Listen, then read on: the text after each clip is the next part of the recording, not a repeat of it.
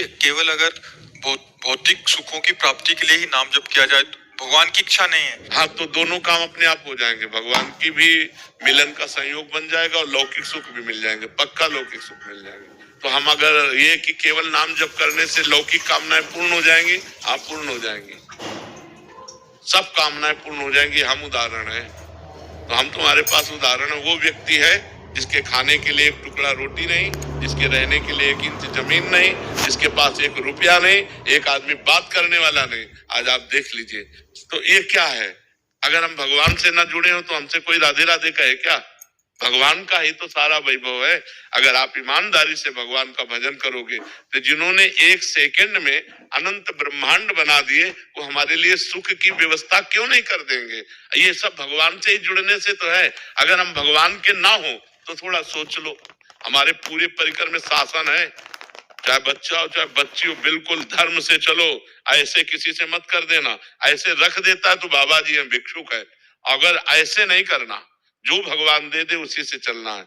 तो भगवान के सहारे रहने से, भगवान का नाम जप करने से इस लोक में भी माला माल हो जाओगे, इस लोक में भी, परलोक में तो हो ही जाओगे, इस लोक में भी। पर पहले हम ये आपको समझना होगा कि जैसे आपके पाप है 500 ग्राम और आपका भजन है 25 ग्राम, तो आपका लोड कितना है पाप का? अभी काम नहीं बनेगा।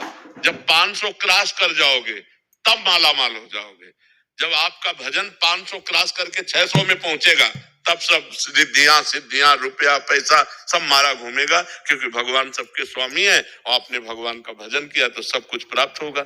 इसलिए चिंता नहीं करना चाहिए, भगवान का चिंतन करना चाहिए। महाराज जी एक तरफ तो कामना करनी पड़ती है फिर भी पूरी नहीं हो रही। महाराज जी हम आपके आश्रित जन है, हमने तो ना चाह की, बट हमें इतना भरोसा कि महाराज जी आपके आश्रय में, प्रभु के आश्रय में, इसमें क्या है कि हम लोग भगवान को पूर्ण जब समर्पित हैं, तो जैसे माँ को चिंता होती कि बच्चे को बाल भोग करवाना है, बच्चे को राजभोग कराना है, चल अब खेलना बंद कर, बाल भोग कर, राजभोग कर, ऐसे भगवान हमारी व्यवस्था करते हैं। हम कामना नहीं करते, पर वो भगवान व्यवस्था करते हैं आगे से आगे। हाँ, करो सदा तिनके रखवारी, जिम बालक राखे मातारी। आगे से आगे भगवान व्यवस्था करते हैं। बिल्कुल निश्चिंत हो जाओ, बिल्कुल निर्भय हो जाओ, भगवान तुम्हें बहुत प्यार करते हैं। पर बस भगवान का भजन करो, तब भजन नहीं करोगे तो समझ नहीं पाओगे, भगवान के प्यार को नहीं समझ। भगवान के बिना शांति नहीं। देखो, जैसे लोग पशुओं को भूंज भूंज के खाते हैं, हम कहते हैं दया करो इन जीवों पर, तुम ऐसा पाप कर रहे हो, तुम्हें भूंज देगा काल। आप शराब मत पियो, बहन बेटियों की तरफ गंदी बातें मत करो, नाम जप करो, परोपकार करो, अभी आनंद आने लगेगा। अब लोग पाप कर्म करते हैं और चाहते सुख है, तो कैसे मिल पाएगा? गंदे आचरण करोगे, पाप कर्म करोगे तो सुख कैसे मिल पाएगा? उर्मिला जी अहमदाबाद से। राधे राधे महाराज जी। महाराज जी हमें भगवान से संसारिक सुख मांगने की प्रार्थना करनी चाहिए? जरूर। हम संसार में हैं, अगर हमारे अंदर कोई आकांक्षा है तो अन्य से ना कहकर भगवान से कहना चाहिए। भगवान ने 4 प्रकार के भक्त बताए हैं, आर्त, अर्थार्थी, जिज्ञास और ज्ञानी। आर्त संकट निवृत्ति के लिए केवल भगवान का आश्रय, अर्थार्थी धन प्राप्ति के लिए केवल भगवान का आश्रय, जिज्ञासु अपने आप को भगवान के चरणों में समर्पित करने के लिए जो ज्ञान चाहिए, हमारी हर जिज्ञासा की पूर्ति जगत गुरु भगवान से, और ज्ञानी जो भगवान में अभेद हो चुका है, जो भगवत स्वरूप हो चुका है, ब्रह्मविद ब्रह्म भवति। तो हमारे शास्त्र आज्ञा करते हैं कि अगर हमें अर्थ की प्राप्ति चाहिए तो केवल भगवान से चाहिए। हम भगवान के ही आश्रित रहें, किसी व्यक्ति के आश्रित न रहें, और प्रयत्न करें, प्रयास करें, खूब नाम जप करें, भगवत स्तोत्रों का गायन करें, भगवत आराधना करें, और भगवान से धन चाहें तो प्राप्त हो जाएगा। पर ध्यान रहे, जब तक पाप रहेगा तब तक नहीं प्राप्त होगा। जब आपका पाप क्षय पहले करेगा नाम जप, तब आपको प्राप्ति होगी। केवल कामना करने से धन की प्राप्ति नहीं होगी। देखो, पद की प्राप्ति ध्रुव जी के मन में आई तो जाकर तपस्या की मधुबन में, मथुरा में आकर तब प्राप्त हुआ।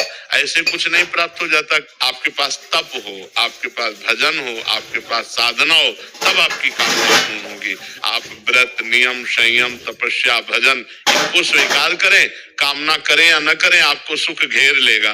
और आप ये सब न करें तो लाख कामना करते रहो, किसी मंदिर में जाके ऐसे पूर्ण होने वाली है क्या? कभी तुक्का लग जाए पुण्य का तो बात अलग की बात है, न कि नहीं ऐसे पूर्ण होने वाली नहीं। बकाया जरूरी है हमारी आवश्यकताओं की पूर्ति के लिए हम अपने भगवान से प्रार्थना करें और साधन करें, नाम जप करें, व्रत करें, स्तोत्रों का पाठ करें, तो भगवान कृपा करेंगे, हमारी कामना पूर्ण हो जाएगी। महाराज जी अलग अलग कर्म स्वरूप अलग अलग फल मिलता है महाराज जी। जैसे कोई अच्छा पुण्य कार्य कर दिया, प्याऊ लगा दिया, भंडारा, जैसे जो धनी पुरुष है महाराज जी उन्होंने भी तो पाप किए होंगे महाराज जी। हाँ, तो इनको पाप का फल मिलेगा। हाँ, पाप का फल मिलेगा। अभी पुण्य का फल चल रहा है, इसलिए विध्वंस हो जाएंगे। जो पाप करेंगे चाहे जितने बड़े धनी हो, मिट्टी में मिल जाएंगे। रावण की खोपड़ी को अपनी गोद में रखकर मंदोदरी कहती, राम विमुख सहाल तुम्हारा, रहा नको कुल रोवन हारा। उससे बड़ा विद्वान, उससे बड़ा धनी, उससे बड़ा बलवान कौन हो सकता है? मिट्टी में मिला दिया भगवान ने। इसीलिए चाहे जितने बड़े तुम आज धनी हो, पुण्य के प्रताप से हो, और अगर आज मतवालापन करोगे, पाप करोगे, तो कल तुम नष्ट हो जाओगे। न लोक के रहोगे, न परलोक के रहोगे। इसलिए धर्म से चलना चाहिए। वर्तमान के सुख दुख को देखकर प्रभावित नहीं होना चाहिए। वो कोई धर्म में चल रहा है, दुखी दिखाई दे रहा है, उसका पूर्व का पाप चल रहा है, वर्तमान में बहुत अच्छा चल रहा है। कोई वर्तमान में बहुत गलत चल रहा है और सफलता को प्राप्त हो रहा है, तो उसका पुण्य काम कर रहा है।